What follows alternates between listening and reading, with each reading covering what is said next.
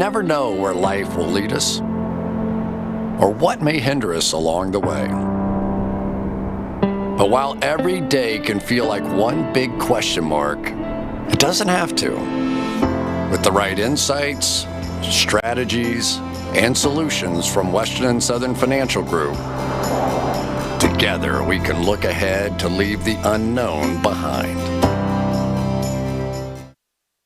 I mean, what's Pro Football Focus doing? Last week they had Brady. This week they got Brady. We're literally doing it differently from everybody else. As a matter of fact, moving forward from this point on, I will not make reference to PFF. Ready to get into it? Yeah. All right.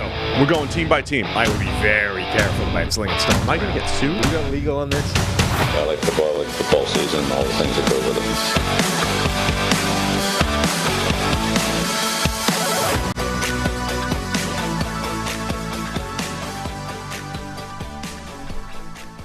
Welcome into the PFF NFL podcast. Steve Palazzolo here with Trevor Sikkema because we're talking a little NFL draft here. College football. Week 1 starts tonight. I know week 0 happened, but week 1 starts tonight. And, hey, we want to talk a little bit of draft. Trevor, how you doing, man? I'm doing great, Steve. I see that you're rocking the Gators quarter zip here. I don't have a Florida shirt on. I should. Yeah, I'm excited to watch our Gators start the season off with a road W. I'm laughing because I don't know if that's actually going to happen, but I'm ready for a 5-win season. I'm ready for a 5-win season, and then the optimism of the 2024 recruiting class that's coming right around the corner. So right, yeah. I mean, the way that I look at it is they're tanking for Caleb Williams. Yes, that works, right? They're going to tank. That works. They're tanking for even more recruits next year, and then watch out, 2025. You know, just got to stick with Billy Napier, though. He's getting them back on track in the recruiting front. All right, so we're not here to talk just Gators, though. I want to talk NFL draft. We usually do this at one point here on the PFF NFL podcast ahead of the season, just a high-level preview. And, Trevor, I know you are, co-host of the Stock Exchange with Connor, and you guys have been going position by position. You guys are getting into the weeds, but some of our listeners haven't gotten that high-level draft overview. And you are also the newly minted PFF lead draft analyst. Is that the official title? What's the official title here? I think that is the official title, or at least that's what I have in my Twitter bio. That's what I was told to go with. Yeah. So, that's what I'm going to go with. But no, I appreciate it, man. It's an honor. It's a dream. Mike Renner, truly one of the best in the business. So it was awesome to get to work with Mike over the last couple of years and kind of continue the legacy that he's been able to lay with some really great draft coverage that we've had over at PFF, and just trying to continue that, moving forward. And I picked it. I know I didn't pick the timing, but somehow maybe God picked a really great timing because it's a super exciting draft class this year. It really is. Yeah, it is. And so let's get right into that. By the way, I mean, I was the original draft analyst. I handed it to Renner first. The true roots. This is the true roots. Then this is like I don't know. I was gonna say that like Renner is Qui-Gon and I was Obi-Wan, but like what is that? Like are you Yoda? Is that what you are then of the draft game? Are you I would Yoda? say Yoda. It's funny. My kids are way more into Star Wars than I am. And they might have a better answer for me. They know my 8-year-old knows everything about Star Wars now. So we'll find out exactly what I am. But okay, let's get into it. So last draft class, our listeners here probably heard me say this a million times. There's not a lot of blue chips in this class. There's not a lot of blue chips. I felt good about Will Anderson, Jalen Carter, on the field at least. And then beyond that, it's like, I don't know. Even the best quarterback, Bryce Young, it's like the dude's short. The dude's like 5'8". So right. Is this draft class different? What are we looking for in this 2024 draft class, high level from just a blue chip standpoint? Yeah, I'm not just saying this because I want people to read our work and use our mock draft simulator, but like this is genuinely a loaded draft class. At least it looks like it here at the end of August going into September. Like this has the potential, and I'll just say it like this. I did a top 150 that we have over on PFF.com right now, so you guys can go see that if you would like. There are players outside of my top 100 that would pretty easily be in top 75s in previous years. So like that's the kind of talent pool that we're talking about. It's just really great. And when you go to the blue chip conversation, yeah, it was one that a lot of people wanted to know because the three blue chip prospects, I think, okay, Jalen Carter, Will Anderson, and then Bijan Robinson, I think that point of conversation when you talked about draft strategy was sometimes the reason why people were like, yeah, just take Bijan in the top 10. I get that he's a running back, but you only have one blue chip offensive player in this class. So go get that guy. So it kind of shaped the way that we talked about how the 2023 NFL draft was going to unfold. This year, it could be loaded with blue chip players. I mean, Caleb Williams, obviously at the top, you figure he's going to be a blue chip quarterback. Drake May is somebody who you think could certainly get that blue chip tag as well. Maybe they go number 1 and number 2 in the draft, but like Marvin Harrison Jr. would be a number 1 wide receiver in the NFL today. So he's got the blue chip tag. The same with Brock Bowers. I mean, the second that Brock Bowers comes in the NFL, I think he's going to be one of the best tight ends in the league. And I'm not saying this, I don't mean to say this lightly. I just mean to say how good the top talent is in this year's draft class. So he's going to be a blue chip. Jared Verse, the edge rusher from Florida State. Olu Fashanu from Penn State, the offensive tackle. He could be a blue chip. Joe Alt from Notre Dame, their offensive tackle, could very well be a blue chip. Chop Robinson, the edge rusher from Penn State. Cooper DeJean, the corner/safety from Iowa. Like, you've got corners like Kool-Aid McKinstry and Kalen King from Alabama and Penn State. So, like, I'm naming off, just off the top of my head, and really at the very beginning of my big board, guys who I don't just have ranked high, could have those blue chip tabs to them. And that's more than double the amount that we could have even potentially had, I think, last year. So this class it's extremely talented at the top. But I also think that it's just really deep in a lot of the really important positions: quarterback, edge rusher, offensive tackle, wide receiver, cornerback. Those groups already are showing multiple potential first rounders, which makes for a fun conversation to have throughout the season. Two of the specific names that you mentioned, Jared Verse from Florida State and then Olu Fashanu, the offensive tackle from Penn State. Both guys were draft eligible last year, could have declared, were expected to declare at one point, and maybe would have been the top or second, position player off the board at their respective positions. I don't think Jared Verse would be going over Will Anderson, but certainly would have been in the top 10 conversation. Maybe goes above Tyree Wilson at edge, and then Fashanu may have been the best tackle prospect in the draft last year if he had come out. But they're both young. They're inexperienced, right? Jared Verse has about 500 career FBS snaps, not even. Mm-hmm. And Fashanu, broke out last year, but again, inexperienced. Mike, what I'm wondering is, does the class feel loaded because of just the state of college football? Did we just hit this spot where certain players were coming back because of NIL? And I know NIL is not better money than first-round money, but it might be enough if you're on the fringe, right? It's enough to keep you in college. Are we at this point where the class feels loaded because some guys came back because of NIL or because of inexperience, and then a bunch of these guys that we think are going to come out, the redshirt sophomores, the juniors, maybe they end up staying an extra year? Is that part of the reason why it feels loaded?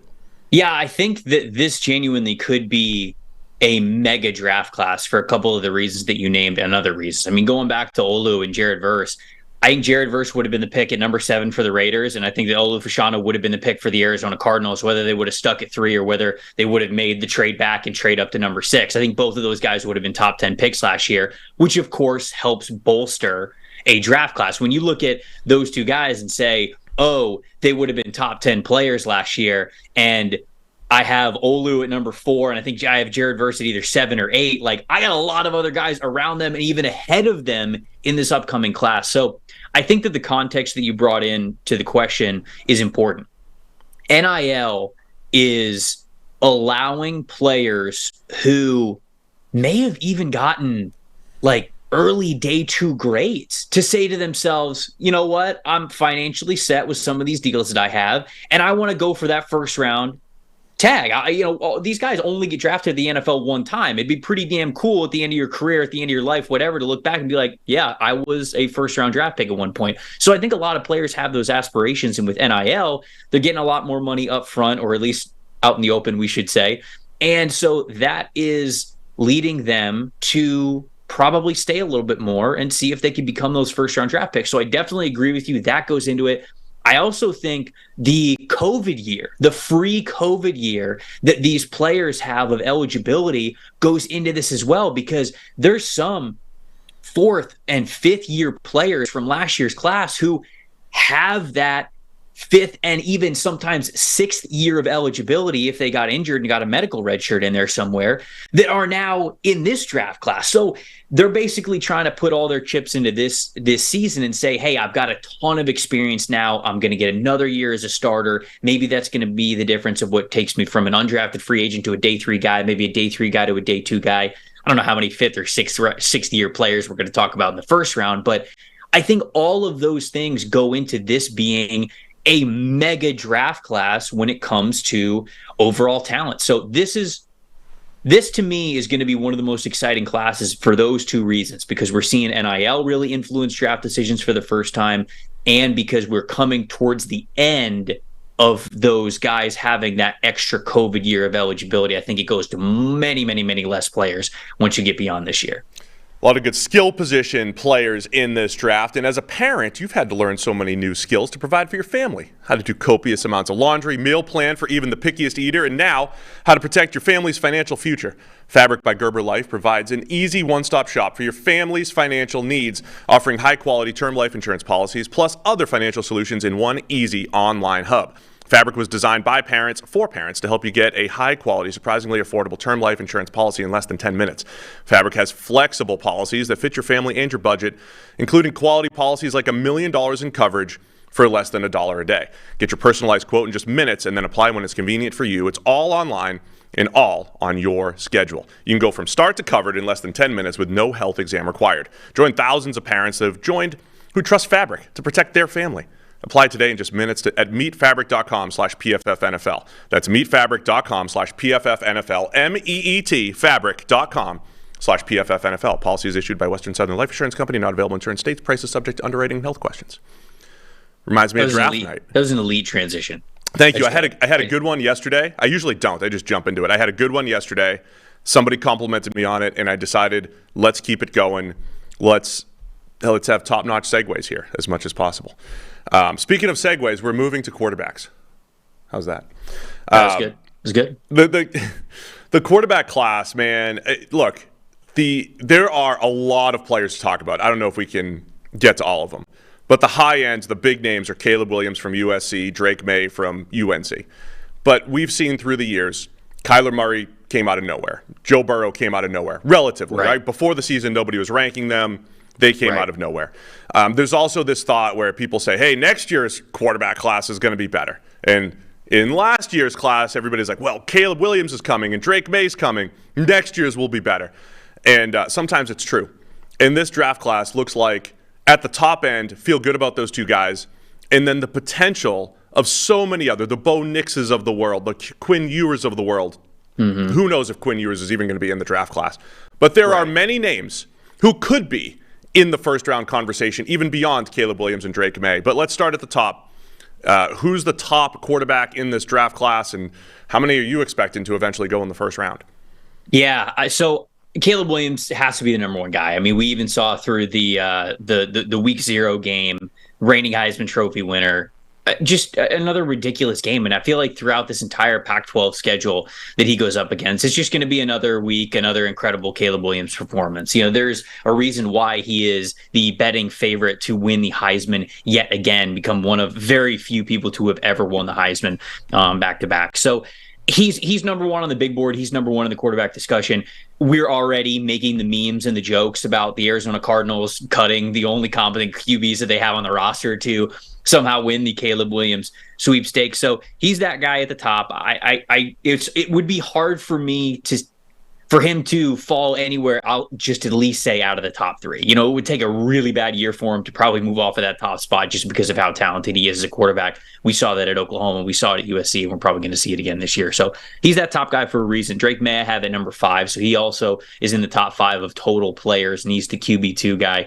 You know, I initially had Bo Nix, who I have a little bit further down. Where do I have Nix? I've got 26. Nix at 26 on the big board. I initially had Bo Nix ahead of Drake May when we went through our summer scouting, and the reason is because you did.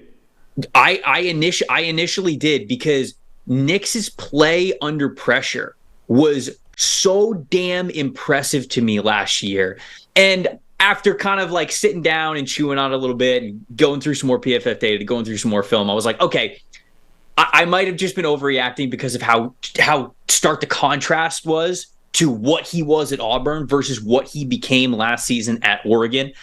And the way that Nix operated under pressure last year was phenomenal. I mean, he was a guy who could truly beat you with his arm or his leg, but in doing so, he just made the right decision, right? On the times where it was like, hey, this is the spot where I need to beat you with my legs. He did.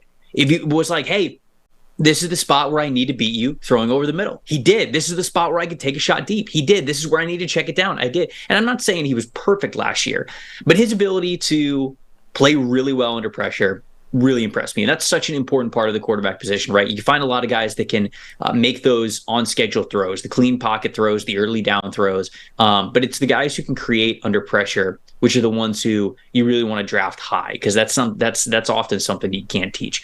I'm not saying that Drake May was terrible under pressure. He was good under pressure, but certainly as the year went on, I saw him falter a little bit when the pressure ramped up. But the volume of big-time throws that this guy had, the volume of NFL-type difficulty passes that he made with pinpoint accuracy, the more games I watched, I was just like, I can't not have this guy as QB2. He is unbelievable in that regard because of those high difficulty throws that he was already able to make as a true sophomore that we saw last season. So that ultimately is why I went with him at number 2, and then I did have Bo Nix at number 3. But I'll say this too, like to go along with the point that I said at the beginning of the show, how there's guys who are outside the top 100 that I could have easily had in the top 75 in different years. I normally, when I do summer scouting, I'll watch like 7, 8, 9 quarterbacks. And when you get to like 7, 8, 9, you say to yourself like, all right, I mean, I've probably watched all the guys that have good draftable grades here. Dude, I have 11 in the top 100 right now. I watched 18 quarterbacks because the more I watched, the more I just kept telling myself, all right, this guy, yeah, sure, strengths and weaknesses, but he's got a shot. He could become an NFL guy, even if it's like, day 3, a backup guy. Like there's so much potential NFL talent in this quarterback class that it makes it a lot of fun from the very top all the way through the bottom. Yeah, that's what I see a lot of those what ifs. The off air I mentioned Joe Milton from Tennessee. The dude has an absolute cannon. He's going to be in this favorable system. If he puts up numbers like Hendon Hooker did last year at Tennessee with a better skill set, right, of a cannon for an arm, Joe Milton is going to get hyped up. The interesting thing to me, Trevor, is there's a lot of QBs historically who looked like a number 1 overall pick right from the get-go. Like as soon as Jameis Winston stepped on the field at Florida State, he looked like a future number 1 overall pick. Andrew Luck at Stanford, Marcus Mariota at Oregon, all of those guys looked the part right away. Caleb Williams, I think, has that. You could argue Drake May kind of has that. He was very young last year, as you mentioned, and you're projecting some growth there with his frame, his arm, and all of that. But there is a plethora of quarterbacks recently. The Brock Purdys of the world, the Kenny Pickett's of the world. Like Kenny Pickett was a mid-level college quarterback for 3 or 4 years and then became a first-round pick. And I'm not saying it was wrong, but those guys developed. And what I'm trying to wrap my head around is the Bo Nix saga, because at Auburn, the dude, this decision-making was terrible. He'd have those flash plays here and there. But you mentioned he goes to Oregon and plays a completely different style, takes care of the ball, other than week 1. Week 1 against Georgia, he's throwing the ball to the defense. It's like, Bo Nix, it's the same guy. He's at Oregon now. But he changed, man, and he just took care of the ball and was good. Jaden Daniels at LSU, he wasn't. He was like, he's a good freshman at Arizona State, but he never really developed, and then he got better and better, and now he's in the mix. He's at 51 on the board right now. A Jordan Travis from Florida State, who's a runner first, and you're seeing the pass game development there. A J.J. McCarthy from Michigan. Those are the guys you're talking about, right? Like the what ifs. They've developed. They've gotten better. They're really talented. Who are those other quarterbacks, or talk about some of those guys that are just, have a chance to maybe jump into that first round conversation? Yeah, the thing is that, you're totally right. There is something to love about so many of these guys where you say, all right, that's a really nice strength to your game. If you round out the rest of the profile, Yeah, somebody might take a shot on you in the top 50 because that's just the nature of the position. If you hit on the position, of course, it changes your entire NFL franchise. So, man, I can go rapid fire here with a lot of these guys. Riley Leonard from Duke, he's somebody who was a first-year starter last year. Now, the consistency wasn't exactly what it needed to be. The adjusted completion percentage was below 70. You know, the clean pocket grade, the early passing down grades, like they weren't as good as you would want to see from him. But there are flashes where this dude puts the ball in just a beautiful spot. He throws with so much anticipation. He throws with beautiful ball placement and great touch as well. Those are features of being a passer that you often cannot teach. And he showed a handful, I would say more than a handful of times last year that he was able to complete those. He's also got some good athleticism to create outside of the pocket. And when you combine those two things, more consistency, yeah, he could absolutely be somebody that we talk about in the top 50. You mentioned Jane Daniels. He was more of a running quarterback than a passer. And I still think that we're waiting for him to really take that leap as a passer. But last year, really took care of the ball really well. One of the lowest turnover-worthy play percentages that we had in college football from an FBS quarterback, especially one that was draft eligible. So if he continues to take care of the ball really well and can be smart with when he takes off his legs, because he's a fast, mobile quarterback, when he keeps it and keeps his eyes downfield, and then pushing the ball a little bit more. Can we get some more big-time throws out of you? I love that. Taking care of the football, dual-threat guy, that's really something that I think teams are going to love. Quinn Ewers, truly an arm that can make every throw on the field. It's just, can he deal with pressure? Pressure was tough on him last year, even when he came back and was healthy, or even before he was hurt. Pressure is something that he's going to have to deal with, but that often gets better when you get more experience. So that's why this year is huge for Quinn Ewers and everything that he has with his potential. Michael Pratt from Tulane, dude who I didn't watch until very recently, and I ended up having him top 60 on the big board because he's another guy who has the NFL arm, has the NFL stature, but he's just more of a pure pocket passer. He's going to do everything from the pocket. He's not going to give you a lot when it comes to mobility, and he just doesn't like to handle pressure very well. And when I say that, I mean there are so many opportunities where even just as a pocket passer, I could see him climb the pocket a little bit more, just shuffle up 2 or 3 yards and then let it rip from a clean pocket because you've then stepped up where you need to. But he doesn't like to step up. He doesn't like to do those things. He when he gets pressured, he gets rattled a little bit. So I want to see more pocket confidence from him. If he does that, though, the NFL arm, same thing with McCarthy. McCarthy, I thought, didn't deal with pressure super well last year, but all the arm talent in the world. Jordan Travis, all right, doesn't have the measurables that you want, but he's got everything else you want. I mean, he is accurate. He's a playmaker. He's so smart. He gives you that dual threat ability. So if this dude was just a little bit taller, had a little bit more of an arm strength, we'd be talking about him already as a top 50 player. So he's going to be fun to watch. And then you mentioned Joe Milton as the other guy. I think he's the ultimate wild card. I got him at 69 right now on the big board, and that's simply from arm potential. I mean, the lower body mechanics of Joe Milton have to be better. I mean, there are so many times, even last year, where he gets the ball in the pocket and his feet they're in cement. I mean, it's all upper body, it's all chest, it's all upper back, it's all arm, and that causes a lot of bad ball placement. Even if he's firing the ball in there so fast, he's not getting picked off, or you're not getting forced incompletions.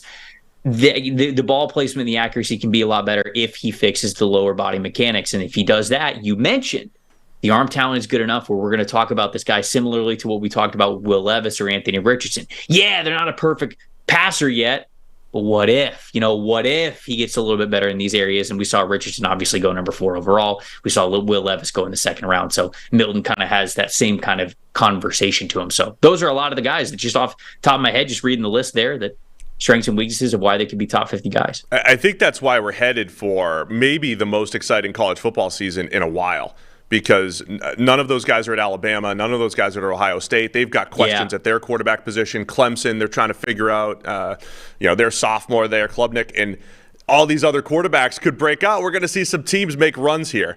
College football fans, you ready for week 1? DraftKings Sportsbook is hooking you up with a can't-miss offer to start the season strong. This week, new customers can bet just $5 on college football and score $200 in bonus bets instantly. Anything can happen in college football, like all these quarterbacks taking their team from unranked to dynasty mode in just a couple of years. Change comes fast. The only thing that's a lock, though, is great offers from DraftKings Sportsbook. Life's more fun when you're in on the action. Download the DraftKings Sportsbook app now. Use code PFF. New customers can score $200 in bonus bets instantly when they bet just $5 on college football. Only on DraftKings Sportsbook with the code PFF. Gambling problem? Call 1-800-GAMBLER or visit www.1800gambler.net. Yeah, I'm as excited about the quarterback class just to watch these guys. Not all of them are going to develop. I think there's guys here in your top 100. You're going to, at the end of the season, you might look at it and say, I don't know, I was projecting a little bit, and then other guys you're going to say, man, I was low on them. So that's what I'm looking forward to this college football season. Some of the other, I want to talk a little bit more about the blue chip guys you mentioned. We'll get into some of the guys that are under the radar that you love. You haven't even brought up your guy yet. Leonard Taylor? Taylor? Like halfway. We're like 30 minutes in the show, and you haven't even brought up Leonard Taylor yet. How is that? Are you having a competition with yourself? I might drop some of my early model adjacent guys. The guys that the draft model likes early on. I like to run the model throughout the season and see where guys are moving. Like Devin Witherspoon was the most improved in my draft model last year. Goes from out of nowhere up to number 5 overall. But yeah, Leonard Taylor maybe should be in the blue chip discussion for Miami. There's a lot of those plays. He's a defensive tackle, maybe a little undersized, but really disruptive on 500 career snaps. Yeah. And look at those grades, right? 87 grade, and just some of the most explosive, disruptive plays you'll see. But he's got no experience, so I'm kind of projecting, give him a full season, and he'll be in that DT1 conversation. Jared Verse was similar with Florida State. Only a handful of snaps in his career. But a lot of these guys, like we talked about earlier, could have been at the top of the draft class this year and discussed as top 10 picks. Marvin Harrison, Brock Bowers. Let's go through some of those guys and what makes those guys so special. Like what is the NFL getting with some of these blue chip players? Yeah, I mean, when you look at the rankings, we could just start with Marvin Harrison Jr., who comes in at number 2 overall on the preseason big board. Like I said, he would be a wide receiver 1 on not just an NFL team, because like sometimes people say that, like, oh, he could be a wide receiver 1 on an NFL team. It's like, okay, you talk about the Carolina Panthers, like, all right, well then sure, I think whoever they draft in the first round probably would be their wide receiver 1. But like this dude would be a wide receiver 1 on most NFL teams.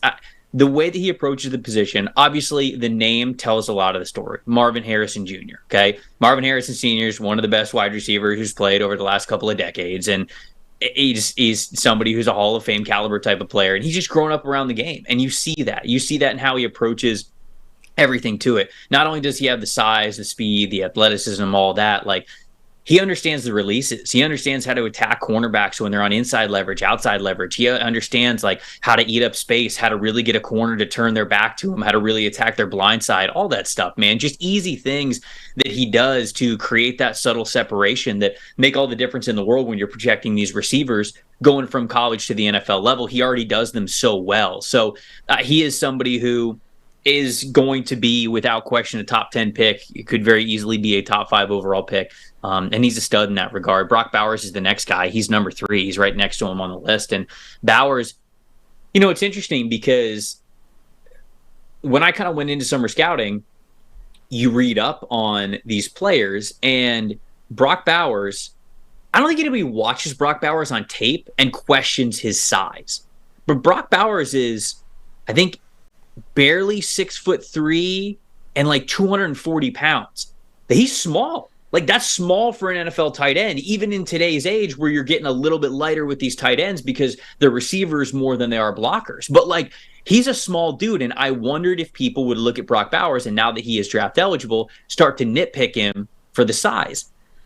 There's just nothing on tape that allows you to do that. Like, you can't even say, oh, he's small, so you're not going to want him in line very often.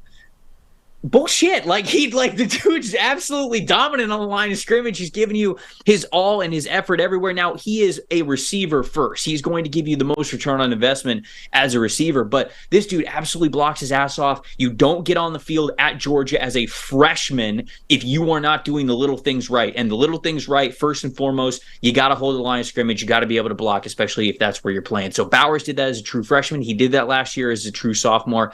He's going to do it again as a true junior. And that's why, he brings an everything profile. We're going to talk about this guy potentially breaking the tight end draft record that Kyle Pitts set going number 4 overall. I mean, there's a realistic possibility that Brock Bowers could be a top 3 pick. 290-plus grades so far in college. And Bowers, even if you were going to call him undersized, you would say, well, Travis Kelce, look, we don't throw Travis Kelce comps out there, but Travis Kelce doesn't do a lot of work in line, and he's perfectly productive. Of course, Aaron Hernandez, when he came into the league, the Patriots basically used him as a glorified wide receiver in a move tight end. There are ways to use these types of tight ends. And look, Kyle Pitts, he was a unicorn as well in a completely different way at tight end. I'm not sure if the Falcons have properly tapped into that skill set yet. I don't know if that fits their run-heavy offense or any of that. But there is a world where Kyle Pitts could be used better and becomes a star, maybe in other places. I think Brock Bowers, if used properly, right? Look what George is doing, giving him end arounds and screens, and he produces, man. He produces, and I think that'll translate at the next level. Olu Fashanu was really interesting to me, Trevor. I mentioned he's got barely over 600 career snaps, offensive tackle from Penn State, and he's got some of the biggest discrepancies from run blocking and pass blocking grades. But I was looking at his pass blocking grades, and on true pass sets and everything, Fashanu projects as one of the best pass protectors we've seen since 2014. I know that 84.7 grade last year, but that's on a small sample size. If you project that out in another season, we're talking about Fashanu being right up there with Ronnie Stanley from Notre Dame. Laramie Tunsil is a guy that kind of comes to mind as a guy who's a better pass protector than run blocker, but the run blocking for Fashanu is what I'm going to be looking at this year to see. He just loses too many blocks, but he's so young. That's what I'll be watching for this year, though. If he improves that, I mean, to me, that locks him in that top 5 conversation. Yeah, absolutely. I mean, when you watch his tape, it does not take you very long to just appreciate the athleticism that he has. I mean, he's 6'6", I think 320 pounds, and the guy moves so well in his pass sets, whether it's, quick steps, whether it's 45-degree angle, whether it's a vertical drop. Like, this dude can absolutely beat you to the point of where you're trying to get as an edge rusher, if you're trying to attack the outside shoulder, if you're trying to make contact at a certain point. And it's the foot speed, how light he is on his feet, but also, I feel as though you sometimes see offensive tackles be really light on their feet because they're able to play on their toes really well, and that's where you can get a lot of your explosion in your lower body. So you can move really well, but then when edge rushers try to get into your chest, when they try to move you back, if you play on your toes a lot as an offensive tackle, you might move really well, but then it's sometimes difficult to shift that weight to your heels to then really anchor to stop them when they're trying to bring power to you. Fashanu's not like that, man. I mean, the balance to me is what is the most impressive trait that he has, and that's how you see such a clean pass rush grade on these true pass sets, because no matter what edge rushers are trying to do to him, they're not going to beat him with a long arm. They're not going to beat him to the outside shoulder, and they're not going to beat him through his chest. The only real thing you have a chance to beat him at is if you hit a really well-timed inside move, and even then, the guy can stop and start, and he can go from one direction to the other, and he's easily able to get up and under you because I think he's got great hip flexibility as well. I totally agree with the grading that we have with him. The number one area where I want to see better play from him is certainly as a run blocker, but it's not that I'm saying to myself, oh, he needs to get in the weight room and get stronger. Oh, I think he needs to add some more weight in certain parts of his body, like the lower half or his core or his chest or whatever.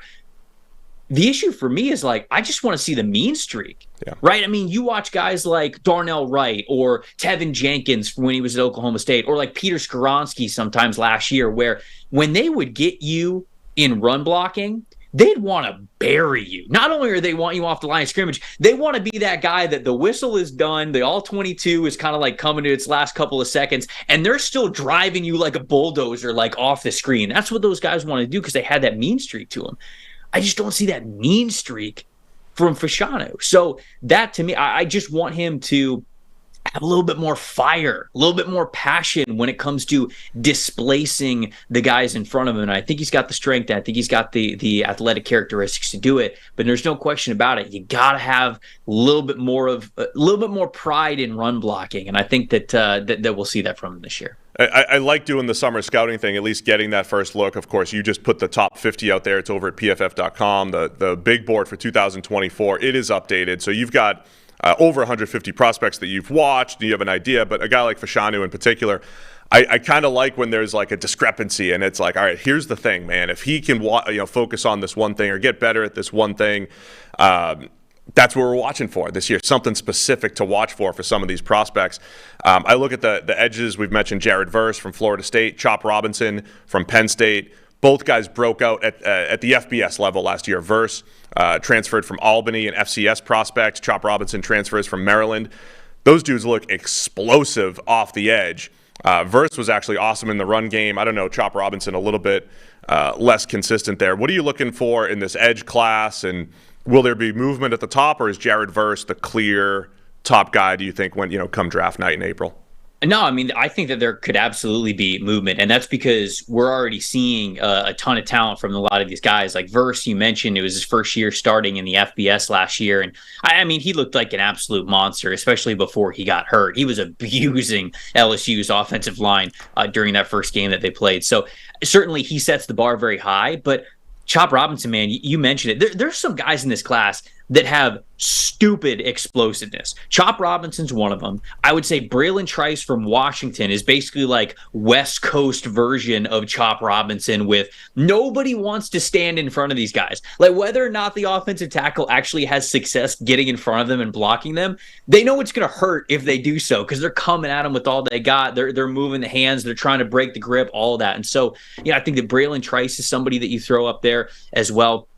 Dallas Turner from Alabama, okay, he's not starting the season as high as Will Anderson was last year, but there is certainly reason to believe that Dallas Turner could also, who I have at, I think, 22 yep, on the preseason big board. I've got him edged for at number 22. There's reason to believe that he could even jump into that top 15, potentially the top 10.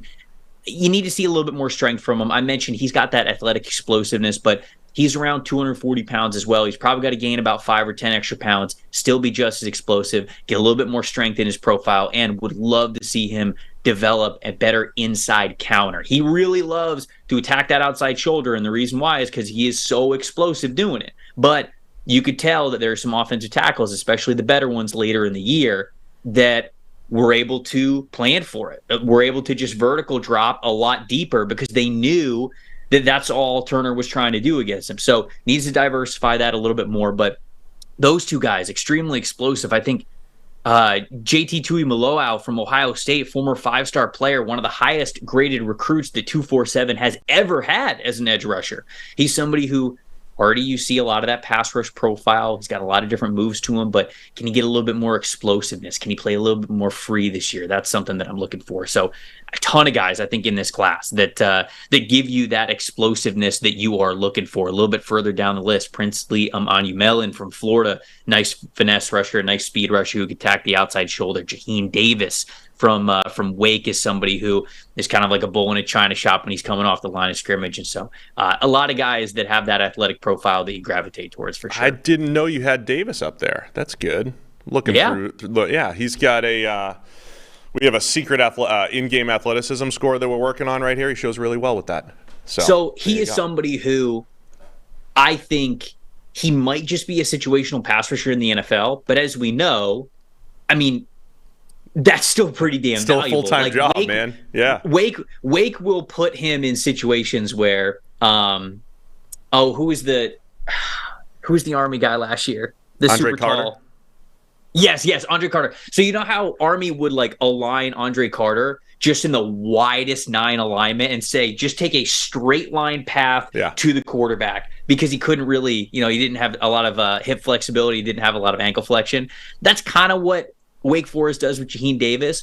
But he's a bull, man. He will fire off the line of scrimmage, and I like his explosiveness a lot more than I like Carter. So it might be this specialized role because he's not as flexible, but this dude can crash the line of scrimmage. So yeah, I had to put him in the top 50. I'm getting excited because of what you said at the top of the show. If we did this last year, I don't know that we have enough names to talk about that are really exciting to watch this year. That not only are you ranking in the top 25 to 50 this year, but like you feel they're going to stay, right? They're going to stick. The defensive tackle class, Jerzon Newton from Illinois, my guy Leonard Taylor that we mentioned earlier from Miami. I didn't realize that you were putting Chris Jenkins up there from Michigan up into the top 20. I know he just got a lot of publicity on Bruce Feldman's Freaks list, but that dude, that guy makes plays in the run game, one of the highest run stop percentages we've ever seen here at PFF. Doesn't really anchor all that well, but he's put on 15 pounds. So that's like Chris Jenkins at Michigan. Jim Harbaugh said, wouldn't be surprised if he's a future top 10 pick.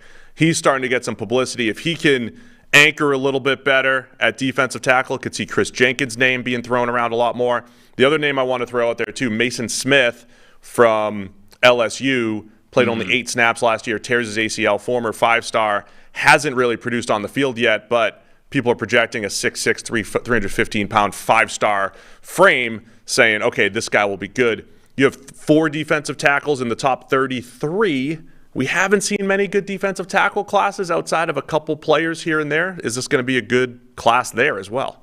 Yeah, and it definitely could be. I'm looking at a lot of these guys, and I think I'm projecting some of what good could be with them. When you look at Jerzon Newton from Illinois, I mean, what I love about his game is, to me, he's an artist in the trenches. You know how, well, I know you say you're not a big Star Wars guy, so I don't know if you're a big superhero guy, but you know how with the Flash, when they try to portray him in movies, it's not that he moves faster, they slow everything down around him.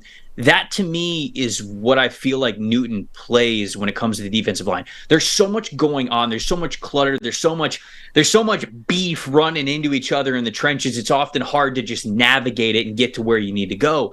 But Newton, the thing that I love about him so much is he gets off the line of scrimmage and his eyes are on the football at all times.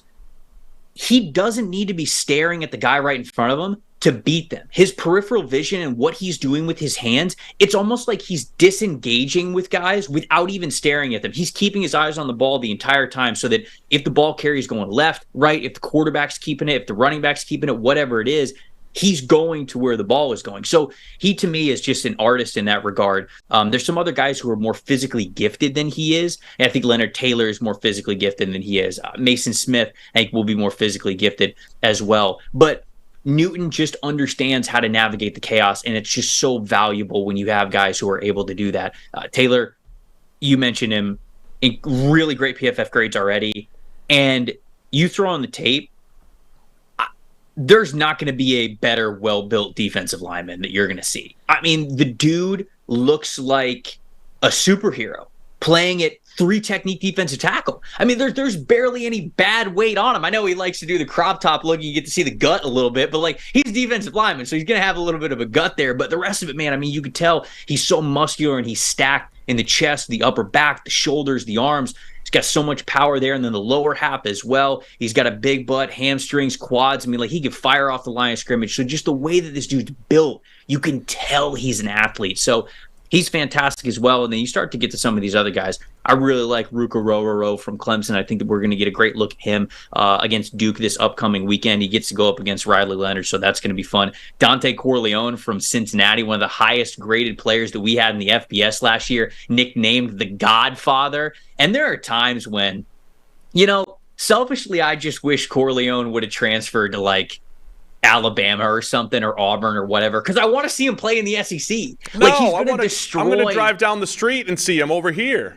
No. I not like I want to physically see him, but he already showed. And I know that Cincinnati's moving up in competition this year. They're going to the Big 12, but I want to see him in a better conference because I think he is that type of caliber player, and I don't know how much more I'm going to learn this season than I learned last season. So, you can go even further down the list. I know a lot of people like McKinley Jackson from Texas A&M. I like Mekhi Wingo, the LSU defensive tackle, who's going to play next to Mason Smith. Nazir Stackhouse is like that like new Jordan Davis type of a player where I don't think he's going to get like Heisman consideration like Davis was, but he's just this absolute house in the middle of that defensive line. So you got the two Ohio State guys in Tyleik Williams and Michael Hall Jr. So like you were just saying before, last year, I'm not rattling off this many names. Quite frankly, I probably wouldn't care about this many prospects at this point in time, but there's so many guys to care about because there's so much potential, I think, in this class. I see 12 interior defensive linemen in your top 100. The 2019 defensive tackle class was the last one, and there was 5 first rounders. That's all the guys who are getting paid right now. Your Jeffrey Simmons, Dexter Lawrence, Quinnen Williams, Ed Oliver, and then hopefully getting paid Christian Wilkins soon. This could be the best class since then. Again, we've had one-off players, Jalen Carter and Kalijah Cansey last year. You've seen a couple players here and there get drafted high. This could be the best defensive tackle class since 2019 because of all the guys that you just mentioned there. Nazir Stackhouse, I was trying to watch him and saw all the hype on him. He has not rushed the passer well at all. But Georgia's almost not even letting him. When you do get into the scheme limitations and everything, they're just like, all right, we're going stunts and contain rushes and all that stuff. But he is a house in the run game and difficult to move. So we'll see where that gets valued again, right? Jordan Davis did go at 13 overall, but in part because he crushed the combine at 340 pounds. Right. We'll see what happens with Stackhouse because it's a similar run first type of skill set where we'll probably come out of this saying, hey, he's not an effective pass rusher compared to some of these other guys, but you see what he could do in the run game and project him a little bit coming out of that Georgia scheme. But yeah, I'm kind of excited about the defensive line class. You should be. You definitely should be. And I found myself kind of reviewing this, I'll just say top 100. And there's I got a lot of wide receivers in there, got a lot of defensive tackles in there, obviously got a lot of edge rushers, a lot of quarterbacks. And I'm like, man, are these guys really that good? Like, I have this many of this position player. And the thing is that when you're good at a premium position, I'm going to put you higher on a big board because positional value does matter towards a big board. Now, I think it matters more when you talk scheme-specific or team-specific big boards, but there are a flood of quarterbacks, wide receivers, corners, edge rushers, defensive tackles who are pass rushers, and then also offensive tackles. Those are the premium positions in football, and all of those positions are deep this year. And that's why it feels like a loaded class, man. It feels like it's going to be a lot of fun. All right, let's talk receivers a little bit. We've only really talked about Marvin Harrison Jr. He's the clear number one. Every single year you have receivers ranked differently, in part because it's one of those positions where you value different things, right? Marvin Harrison Jr., you mentioned, he does it all. But there's other people that are going to value speed, ball skills, yak ability, deep ability versus being a possession receiver, all of those different things. What does this receiver class look like beyond Marvin Harrison Jr.? There's something for everybody. And, I think that's a little bit of a draft expert cop-out, so I'll use it there. But there's just so many different shapes and sizes of receivers that win in a lot of different ways. And it makes it tough to rank. It really does because for example, you got a smaller receiver. I've got a smaller receiver in Ladd McConkey from Georgia, right next to Rome Odunze, the wide receiver from Washington. It's like these two players are just very, very different wide receivers, and yet you kind of rank them on the same big board and kind of on the same plane. But it's because you recognize that there's many different ways to win at the position, and if you win in a way that is successful, whether it is your speed to get vertical to create separation that way. Flexibility of the hips, being able to sink the hips and being able to change on a dime, gain separation in that regard, or contested catchability. Like maybe you don't separate as good as anybody else, but you just come down with the ball because you're a dog. Like that wins. Like good coaches love that stuff, and you need that kinds of stuff, especially in really important areas like when it's third and short or when it's in the red zone, things like that. So when I look at this receiver class, it's stacked. Outside of Marvin Harrison, who I have in the top 10, Malik Neighbors moves super well, wide receiver from LSU. I'm really looking forward to seeing him, Keon Coleman, who is at 19 on my big board, Florida State wide receiver, and then Johnny Wilson, who is 29th on my big board. All three of those guys are playing in the same game this upcoming Sunday when LSU takes on FSU. And that's something that I'm really looking forward to, because which wide receiver stands out the most? You've got two quarterbacks who are both top 60 players, or I think top 70 players at least, for me on this big board, and Jordan Travis and Jaden Daniels. These are two of the highest odds players when it comes to the Heisman Trophy rankings. I think Jordan Travis is second highest odds, Jaden Daniels third highest odds. So you're going to have good quarterbacks throwing the ball. Who stands out the most? And I think that those three guys have a chance to really start the season to make a name for themselves when it comes to the NFL Draft Outlook. Marvin Harrison Jr. is not the only Ohio State wide receiver. Emeka Egbuka is also fantastic, man. I think he's a little bit smaller guy. He plays on the outside for Ohio State, but I think he's going to be more of a slot receiver at the NFL level. But dude moves so well. I mean, you talk about being able to stop and start on a dime. This guy's got the ability to do that, but he also then gives you that vertical threat too. I wouldn't say he's the same exact type of receiver as Chris Olave, but like when I watched Olave, I thought, all right, he's a little bit smaller. Is he just going to be like a slot receiver at the next level? And then he proved to be a fantastic vertical threat. So he really understood how to attack and get vertical and stretch the field as an outside guy. Egbuka still can do that, but I think he's more of that slot mold type of a player, but one that I think is still super valuable. Texas has two guys that Quinn Ewers is going to be able to throw the ball to that are immensely talented. One of them's A.D. Mitchell. He was playing at Georgia the last 2 years, got hurt and didn't play very much last year, but he transfers over to Texas. He's going to be one of their top options, top wide receivers. I think he's one of the best in the country when it comes to the foot quickness off of his releases, how he can create separation like that, how he can continuously beat press coverage in that regard, not just being 6'4", but also having those lightning quick feet. The route running is already showing that I think he can be fantastic with Mitchell, and then he can go up and get it with his height. Xavier Worthy, going to be one of the best vertical wide receivers and after the catch guys in college football, or at least he can be. He really struggled with drops last year. I know drops are kind of like it's an up and down thing. You don't want to be too harsh on it, but you got to catch the football a lot more reliably than he did towards the tail end of last year. He was a little bit hurt, so I'm expecting a little bit better things from him. And the last guy that I'll mention, Antwan Wells Jr., the wide receiver from South Carolina, okay? This guy started in, I can't even remember. James Madison? Was it Fort Union Military Academy, I think is where he started, and he played for a year. Then, and the reason why he did it wasn't because he wasn't talented. He admitted this. He's like, I didn't have the grades in high school. Like, I didn't care about school enough in high school, and like, I was a good football player, but I didn't care about the grades enough. So he goes to Fort Union Military Academy, I think. Then he goes over to JMU, James Madison, which, good football program, breaks records there. I think he set the single season record for catches, yards, touchdown catches, goes over to South Carolina. This is a dude who, when you watch him, you will come away with it and say, man, he doesn't separate super well, but he's one of those dudes that's so competitive at the catch point.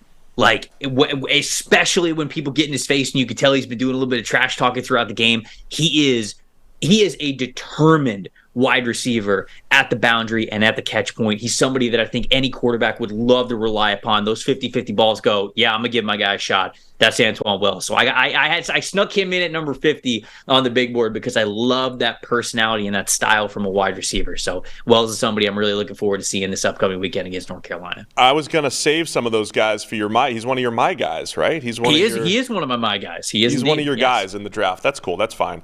I have a prediction, by the way. I think Xavier Worthy, when Henry Ruggs went, 13 overall? Yes. I have a feeling Xavier Worthy, with his speed, is going to maybe get that Ruggs top 15 discussion. I don't know if he ends up landing there, but somebody's going to overdraft the speed. He is. I feel like I make a Mike Wallace comp every single draft. Mike Wallace, Will Fuller style, where the speed is out of this world and maybe that's all they can do, but it's still valuable. And I feel like Xavier Worthy's kind of that guy because the speed is legit. First gear, second gear, third gear, he's got it all.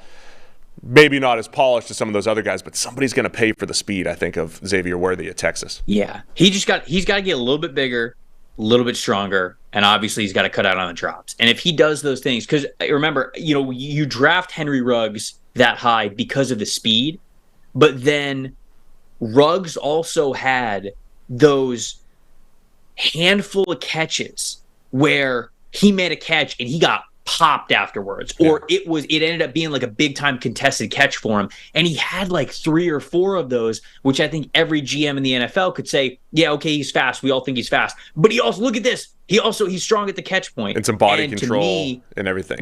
Even though there wasn't a high volume of it, he at least had those 3 or 4 plays that people could point to. If Worthy gets those 3 or 4 plays, I'm with you. We could be talking about him as somebody who the NFL is really going to love.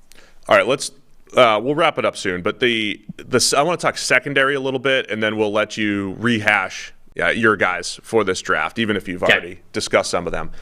Corner and safety. Is there? You mentioned Kool-Aid McKinstry, Kalen King. You've got them at 7 or 8. They're 7 and 8 respectively. Kool-Aid McKinstry is a corner from Alabama. Kalen King a corner from Penn State. Are those the clear top 2 at cornerback? Are there any safeties that should be in the mix as well in the first round? What does the class look like as far as the secondary goes? Yeah, so I think there's 4 guys that you can comfortably talk about as first round players. Kool-Aid McKinstry, the cornerback from Alabama. He is awesome. I mean, he is a true Saban prodigy kind of a dude.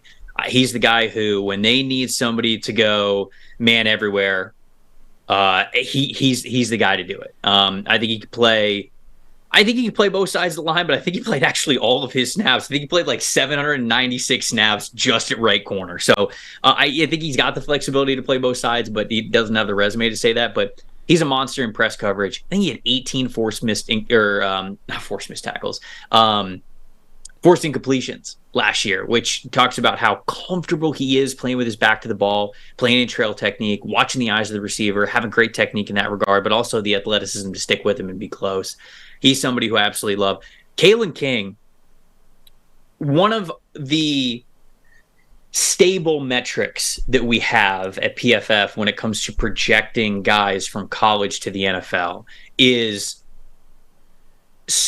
getting more specific than just coverage grade and identifying like single coverage grade. So when you are asked to go just against a wide receiver, whether it ended up being a man match thing or however the play ended up coming, you are going up against just a wide receiver. It's you versus the wide receiver. Kalen King's single coverage grade was like a 93.7 last year. It was stupid. Who has a grade that high in single coverage? Nobody. And it just, the athleticism that this dude plays with, the tenacity, the fearlessness, he'll get all up in you. He will use his long arms for press coverage. His hips are so fluid and fast. His acceleration and recovery speed is one of the best in the country. So those 2 guys, I think, at corner are going to be locks to go in the first round. The other guy who I would say is a hybrid corner, safety, whatever you want to call him, Cooper DeJean from Iowa. He plays outside corner right now. He's a little bit bigger. I think he's about 6'2", 205 pounds. And so his feet are a little heavier because he carries more weight to him. You see a lot of corners that are like 190, 185. He's got like 20 more pounds on him. So he's going to be a little bit heavier in the footwork, but the overall athleticism, I think he's a former track guy. He played a ton of sports coming out of high school. He's one of the most decorated high school athletes in, I think it was Iowa, but it might've been Indiana, state history. This dude is an absolute playmaker, had 5 interceptions last year, had a couple of different picks that ended up being pick sixes. If you want to project him to free safety, I got no problem doing that. You can project him as a free safety, as a slot player. If you want to play him on the outside, I think you absolutely can, but I just think he's one of the best football players in the country. And then the last guy I'll shout out, Miami's Cameron Kinchins. Free safety, elite PFF grade last year. He's got the size, he's got the strength, he's got the range, most importantly, to play either free safety or strong safety, no matter where you want to play him. I think he's got the ability to do it. So those 4 guys, I think, in the secondary are first-round guys to me. Cooper DeJean was number 14 on Bruce Feldman's Freaks list. And his trainer was breaking down his times in the flying 10 and the flying 20 and the first 20 and all these different things, and they're like, he's 210 pounds and he might break 4.3 at the combine. He could break 4.3. And as an Iowa corner, we've seen good Iowa corners because they're usually good at playing zone, and they've got good eyes, like Desmond King coming out of Iowa, runs like 4.6, but it's like, the guy just plays football really well. They're usually not putting incredible athletes from the secondary into the NFL, but they know how to play football really well. DeJean could be that guy who kind of breaks the mold as far as, incredible athlete who also is good at football coming out of Iowa. Right. Very, very good at football. Very good at football. Which is great because he's number 11 on the draft board here, and it's not just projection. Playing football is good. It's a good combination. Just a general question, how do you weigh, what are the things you're looking for? How are you weighing production, projection?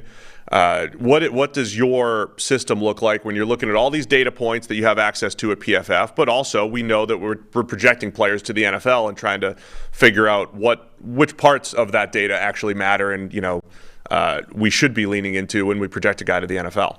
Yeah, so we have these things that are called more stable metrics at PFF, which take a lot of the data that we have, but it kind of contextualizes them even more. And the tools that we have, we don't just have to rely on coverage grade, although coverage grade is a great starting point.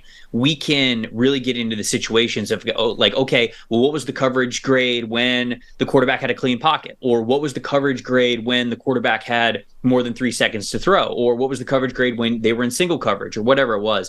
And I think that those three areas, how you defend when you're in single coverage, obviously that really relies on your anticipation, your IQ, your athletic ability, because corner is one of those positions specifically that if you mess up in any of these areas, you're going to get cooked. To me, corner is the second hardest position to play in the game behind quarterback because of the margin for error is just unbelievably low. And obviously extremely detrimental. If you miss by half a second because of whatever reason, maybe we're playing a little bit too far one side or the other, you were given a little bit too much more in leverage, maybe you went for a punch at the line of scrimmage and you whiffed a little bit, so now you're playing from behind. Like, that could be the difference between an incomplete pass and a 55-yard touchdown, right? So you want to try to categorize these guys to see when they are asked to truly cover, how do they play? So single coverage grade, clean pocket grade, and then grade in which the quarterback has more than 3 seconds to throw the ball. Because those latter two, with clean pocket and then time to throw, they take away, and not that you don't want to observe those plays at all, you do, but when it comes to data points, those take away how much pass rush could help you as a corner. When we really are trying to learn what are your coverage skills like, you kind of get to contextualize those things a little bit more. And then, of course, you're pairing a lot of the data with you've got to have the athletic ability that shows up on tape. Mirror and recovery speed is really important for me.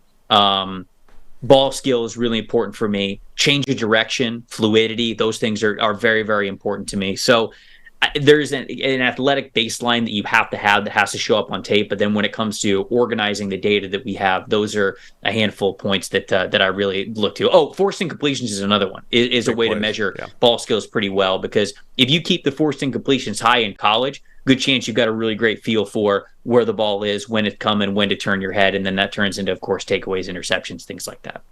Any first-round running backs next year? We had Bijan Robinson and Jahmyr Gibbs last year. I see Trey Benson's number 1 on the big board right now at number 35. The two Michigan guys, Blake Corum, Donovan Edwards, at 41 and 44, respectively. Any of these guys sneaking into the first round? I'll say no. Strong for maybe. Now. Strong maybe coming from you right there. And I like a lot of these guys. I really do. Trey Benson's awesome. Trey Benson, when we talk about contextualizing data with running backs, you want to try to remove them from the blocking scheme, right? Because any back can, of course, at the college level or NFL level, can run behind a really great offensive line. But when you're trying to scout and trying to find the value in these guys, you want to find out what they can be outside of their offensive line. That's very difficult to do because the run game is so married between the playmaker who has the ball in his hands and the guy blocking in front of him. But missed tackles force is a really great way that we can contextualize some of that, because it shows your individual ability once you get into space. Trey Benson had a 0.51 missed tackles force rate, which was almost 0.10 better than Bijan Robinson. And Bijan's unbelievable at forcing missed tackles. Is that Javonte Williams territory off the top of my head? I'm trying to think. Better. Was it better than Javonte? Wow, because Javonte was maybe the best that we've seen since 2014? I think Javonte was 0.44. Okay. I think Bijan was 0.42, and I think Travis Etienne was also 0.42.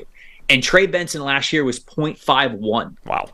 So dude's making people miss. So I like him a lot, but I just don't know if there's going to be that running back that has the hype, the allurement. I mean, let's be honest. When you're a running back, like, you need people to talk about you. Like, you need outside noise. You need Heisman candidacy for you to become a legit first round candidate, I think, in today's NFL. So I don't know if any of these guys are going to have that, especially since Blake Corum's kind of coming back from last year.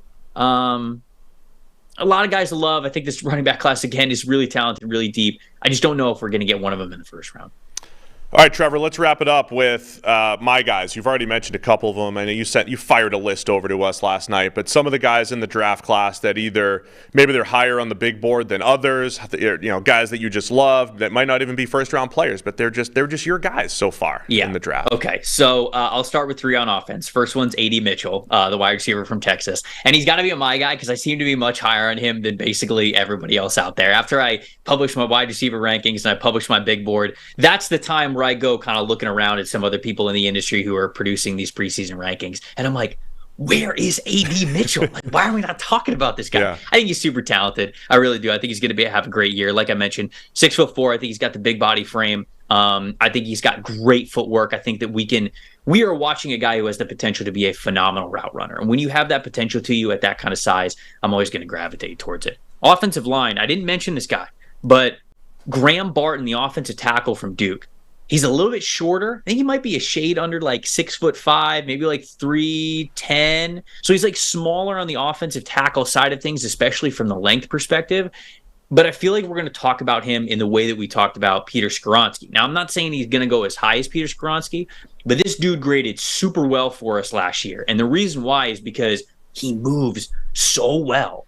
And the lack of weight may be an issue in the strength profile of his game, but the grip strength, man, when this dude gets his hands underneath the bottom of your pads and just locks in, good freaking luck getting off this guy. I that was something that I noted and wrote in bold in my scouting report, is just how much of a stud he is when he gets lashed onto you. So he's really difficult to get by. I don't know if he's going to play offensive tackle or interior offensive line at the NFL level. We're seeing Peter Skoronski play on the interior. Maybe that's Graham Barton's end result, but I just think he's a damn good offensive lineman. Last guy is Antoine Wells. I mentioned him. Absolutely love the ferociousness at the catch point. So I already talked about him. I can move on to the defensive guys. Latu, the edge rusher from UCLA. Didn't mention him when we talked about the edge rush group, but he comes in at number 2 for me as an edge rusher. He's at UCLA. Interesting story. Started at Washington. Had a neck injury that he suffered going into his sophomore year, where he almost had, I think he actually did medically retire from football because Washington was not going to clear him to play. They're like, we're not going to clear you to play. It was a neck injury. It was something that was really potentially going to compromise him and re-injure him. But it was just really dangerous for him to continue to play the game of football. He took about 2 years off, goes to UCLA, starts feeling better, gets these medical rechecks. The doctors are like, actually, everything's looking good. Goes to UCLA. They do medically clear him. And last year, man, fantastic. Almost 6'5", 265 pounds. He's got the height. He's got the size that you want. You see it right there. 91.0 pass rush grade, 20 pass rush win rate, which is a great way to contextualize individual potential for edge rushers. Had those double-digit sacks, and he is such a savant already. Despite not being able to play as much as he has over the last couple of years, this dude gets it. He's got all sorts of moves to him. He's got a nice long arm. He's got a dip and rip. He's got a club rip to him. He's got the inside move. He already has so many great pass rush moves. Absolutely love this guy. Kalen Carson's the next one, cornerback from Wake Forest.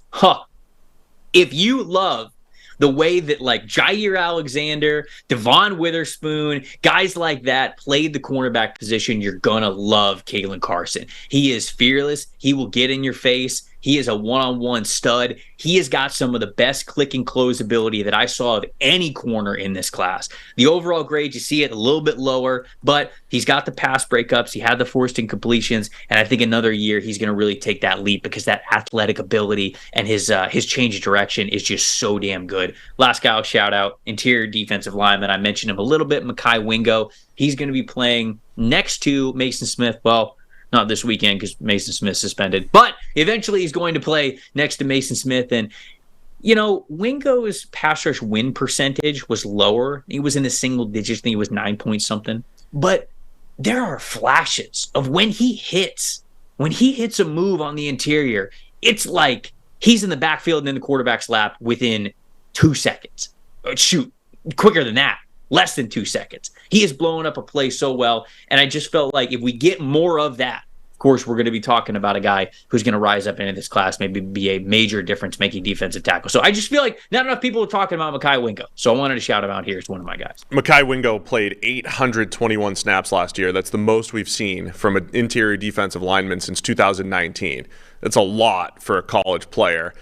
So when you talk about maybe the pass rush win rate's not there, a lot of opportunities. Like, it's tough to win at a high rate when you're on the field that much, but his run defense grades were fantastic, everything that you just described there. And then Kalen Carson, I had to watch him last night when you mentioned him because I hadn't really watched him yet, and I get the comparisons you're making. Feisty, he's aggressive, he looks like joystick movement type out there and everything. I like it. So those are fun players to watch. I'm excited because college football is really starting this weekend. It's week 1. And you've given us a million players to watch and guys that, there's room to improve. And, from a draft stock perspective, my favorite thing about college football week 1 is there's always like 4 or 5 players who come out of nowhere, seemingly come out of nowhere, or just look like first-round picks, right? Like from week 1, even Joe Burrow a couple of years ago, it wasn't declared he's a first-round pick or number 1 overall, but week 1 he looked like, oh gosh, Joe Burrow is completely different. And then you wait a couple weeks, and then by week 4, it's like, oh, we need to talk about him. There will be players this weekend in college football who seemingly, there was Jared Verse last year with Florida State. They couldn't block him down the stretch in that opener against LSU. They got the rematch this week. They couldn't block him. It's like, that dude looks like a first-round pick, just came from Albany. He'll be a first-round pick. So that is what maybe my favorite part of week 1 of college football. It's seeing the true freshmen, seeing the freshmen who come in, but it's really there are going to be some guys all of a sudden this weekend who maybe look like future first rounders that we weren't expecting. So that'll be fun. Plus all the guys that we've discussed here today. Keep an eye on all of them. Yep. I've watched almost 200 guys now throughout this process, and I can't wait for Sunday to roll around and the grades to kind of come in and be like, all right, now I get to watch this guy for the first time and get to expand that a little bit. Get you guys a top 200 that you could put into the mock draft simulator too. So that's coming soon. Don't worry about it. The people are yearning for some early model players. They're just begging me. They might not be, but if you say they are. I am.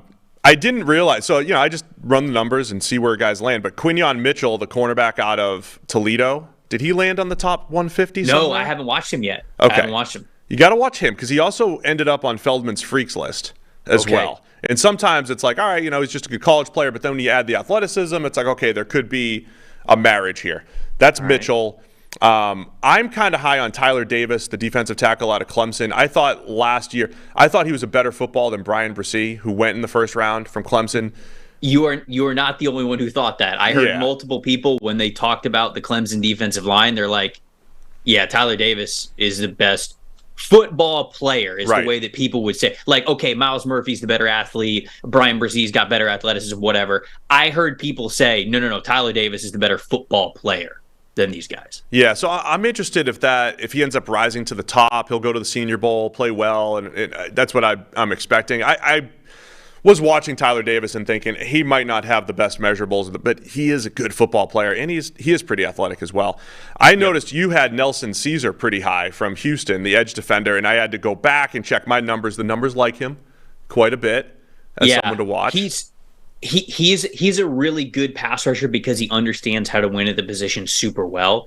The reason I actually had him a little bit higher initially on the top 150, but I brought him down a little bit because it does worry me that a lot of his pass rush plan stems from a really effective long arm, which works well at his level of competition right now, but it's not like he's super long as a pass rusher. He just likes to use the move, and that's kind of where he stems a lot of his plan from. So I'm a little worried.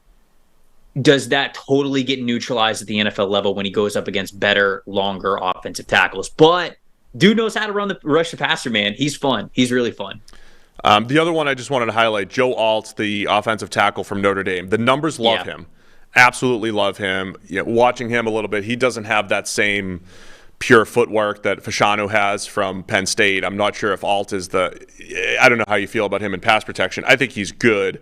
Kind of reminds me of a Jack Conklin type. Might not pass the eye test from a pass protection standpoint, but he wins. So I don't know how hyped up he'll get, but man, he's been really productive basically since he stepped on campus at Notre Dame.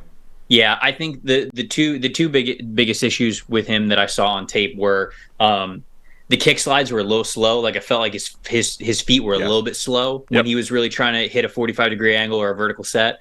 And then just he's so tall, it's hard to like maintain that leverage and continue to maintain that strength from him. So look, really nice athlete. I think he's nimble on his feet when he's kind of like moving in short areas, and especially when he's getting out of the stance. But those kick slides covering as much ground as they need to, even with as big as he is, and just some more consistency overall. But he'll be in that discussion for one of the best offensive tackles in the draft, I think.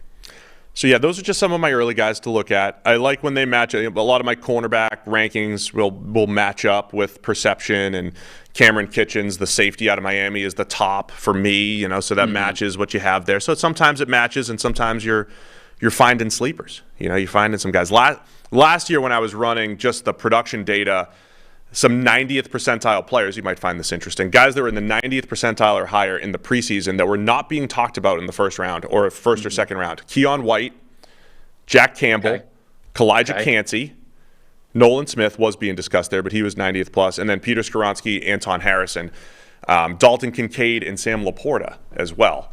So it's kind of Anton Harrison, baby. I felt like I was higher on Anton Harrison than like everybody else. He's so good. He was so good in pass protection, man. And he showed a little bit of that with Jags this preseason too. Those were just some guys that I was looking at in the preseason last year. I was like, these are some guys to watch. These guys are near the top of the production rankings. Let's see how they develop. And look at you. You're like, so just that's it. The model. The model. Hashtag the model. So anyway, Trevor, it's been great. Appreciate having you here. Be sure to check out Trevor on the Stock Exchange, where you guys are breaking down. What are you guys doing right now? What does the show look like heading into the season? So later this week, we're actually doing a full big board episode where I'll show my big board, which is obviously public, but Connor will reveal his for the first time, and then we'll create like a collaborative show, top 50 going into the season. And then Monday, baby, first mock draft of the season. Oh, man, we're already there? It. Mock draft season already? It is indeed. You can't hide from it. The most difficult thing is destiny arrives all the same. The poor fan bases that are ready to make a playoff run, and it's like, why are we picking third? Why do you have us picking third? We're about to make the playoffs and win the Super Bowl. Because your team stinks. I don't know what to tell you. No. Oh, you're gonna have the Cardinals picking 1 and 2. Yeah, we are. Caleb Williams, Marvin Harrison combo. Figure out how to trade Kyler Murray. Can't wait for all those discussions. It's gonna be fun. It's going to be great. Well, Trevor, we appreciate you joining us here, PFF NFL Podcast. Of course, you'll be back on the show throughout the season, talking draft with Sam, keeping us updated on everything that's going on there. So that's it for us today. Appreciate it, Steve. Looking forward to covering the season with you guys. Thank you, Trevor, and thanks to everybody that has joined us today. We're back on Labor Day. We're working, Sam and I. We'll be here Labor Day with our prediction show, and then next Wednesday, the bet and viewer prediction show. So get those in. Email them to us, nflpodcast@pff.com. Everybody have a great weekend. Enjoy college football this weekend. We'll see you again on Monday.